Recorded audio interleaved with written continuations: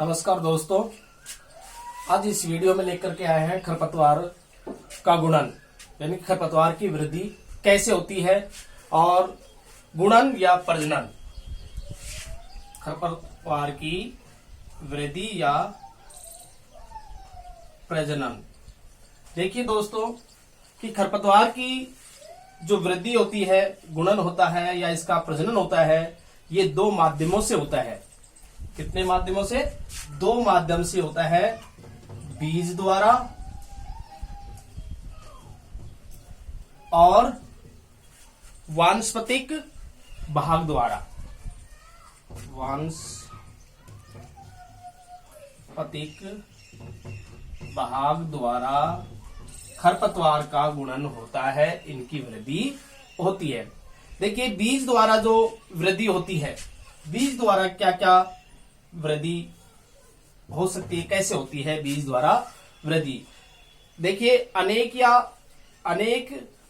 एक वर्षीय या द्विवर्षीय खरपतवार का जो जीवन चक्र होता है वो वानस्पतिक वृद्धि के उपरांत उसमें बीज बनते हैं, बीज का निर्माण होता है।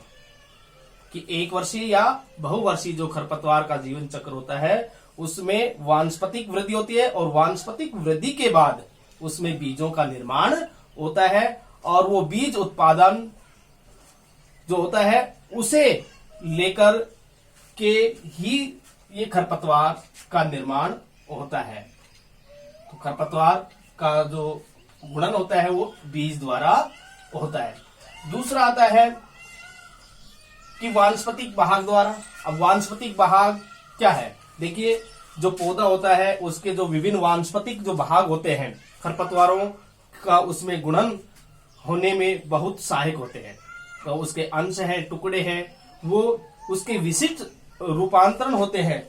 तो विभिन्न विशिष्ट रूपांतरण कौन कौन से हैं वो वानस्पतिक भाग होते हैं। जैसे प्रकंद है या जड़ स्कंद है, उसके द्वारा वृद्धि होती है। ऊपरी भूस्तारी है तो ऊपरी भूस्तारी के द्वारा वृद्धि होती है। अंतः भूस्तारी है तो अंतः भूस्तारी के द्वारा वृद्धि होती है। भूस्तारी का है, कंद है, सलकंद है और जड़ है, तो इनके माध्यम से खरपतवार की वृद्धि होती है। देखिए जमीन के नीचे जड़ होती है और ऊपर पौधा होता है, तो इसके कुछ अलग अलग भाग होते हैं।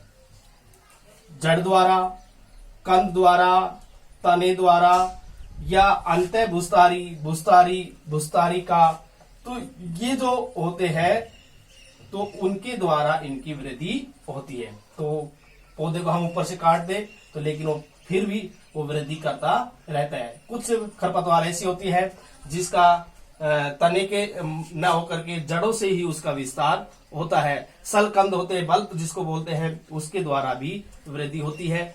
तो कुछ खरपतवार ऐसी भी होती है जो जैसे अमरवेल है, तो अमरवेल का जो गुणन होता है उसकी जो वृद्धि होती है वो तार जैसे तने की टूटे हुए टुकड़े से भी हो जाती है, तो उससे होती है। इसके अलावा जो गाजर घास है तो उसकी जो पुष्प कलिकाएं हैं तो पुष्प कलिकाओं से भी नया पौधा बनता है। जैसे मान लीजिए ये गाजर घास का पौधा है तो इसकी जो ये पुष्प कलिकाएं होती है तो ये पुष्प कलिकाएं झड़ जाती है, तो इसके झड़ने से भी एक नया पौधा तैयार हो जाता है। अमरवेल है तो ये अमरवेल होती है जो दूसरे के सहारे पर अपना जीवन यापन करती है, तो इसके अगर टुकड़े भी कर दिए जाएं तो ये टुकड़े होते हैं अमरवेल के, तो वो भी उस वृद्धि करते रहते हैं। तो इस प्रकार से ये वानस्पतिक भाग और बीज द्वारा खरपतवार का गुणन होता है, उसकी वृद्धि होती है। अब खरपतवार नियंत्रण क्या है? देखिए खरपतवार जो बढ़ती है उसको कैसे कम किया जा सकता है, किस किस सिद्धांत खरपतवार के नियंत्रण की क्या क्या सिद्धांत है। तो खरपतवार नियंत्रण की जो सिद्धांत है इसमें खरपतवार की प्रकृति। देखिए खरपतवार किस प्रकार की है। देखिए कुछ खरपतवार होती है कि जो सूखे में पनपती है और कुछ होती है जलमग्न वाली और कुछ होती है मरुस्थलीय। तो मरुस्थलीय होती है जो सूखा सहन कर सकती है, जलमग्न जो जल में रहती है। तो खरपतवार की प्रकृति है तो उस प्रकृति के द्वारा भी इसका नियंत्रण हम कर सकते हैं। तो जिस जलमग्न वाली है तो वो ऐसी खरपतवार का जल निकाल दिया जाता है, तो वो सूख करके फिर नष्ट हो जाती है। मरुस्थलीय वाली जो खरपतवार है जो केवल सूखे में बढ़ती है, तो ऐसे स्थानों पर पानी भर देने से वो भी खरपतवार नष्ट हो जाती है। तो कुछ जो सूखा सहन करने वाली है उसमें जल भर देते हैं, और जल में उगने वाली जो खरपतवार है, जलीय जो खरपतवार है, उसको सूखा कर देते हैं। तो इस प्रकार से हम खरपतवार की प्रकृति के नियंत्रण कर सकते हैं। दूसरा है खरपतवार के जीवन चक्र।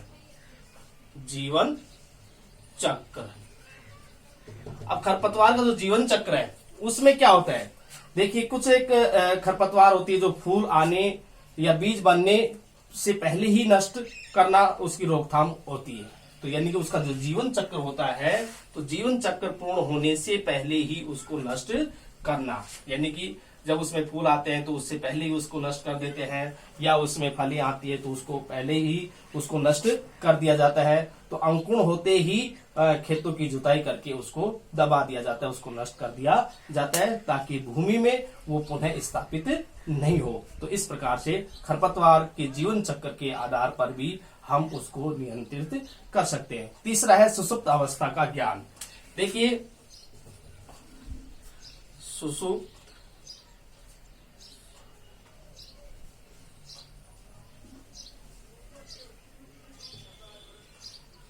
अवस्था का ज्ञान, यानी कि जो खरपतवार होती है, तो खरपतवार की जो सुसुप्त अवस्था होती है, तो उस सुसुप्त अवस्था का किसान को ज्ञान होना चाहिए। तो जो बीजों की सुसुप्त अवस्था होती है वो अधिक लंबी अवधि वाली होती है। तो इस प्रकार से उसकी सुसुप्त अवस्था को देख करके ही हम उसका नियंत्रण कर सकते हैं। चौथा आता है खरपतवार की सहनशीलता।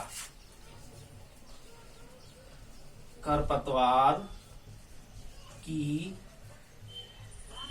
सहनशीलता, अब देखिए खरपतवार की सहनशीलता क्या होती है कि कुछ खरपतवार ऐसी होती है जो चौड़ी पत्ती वाली खरपतवार है, कुछ होती है सकरी पत्ती वाली खरपतवार।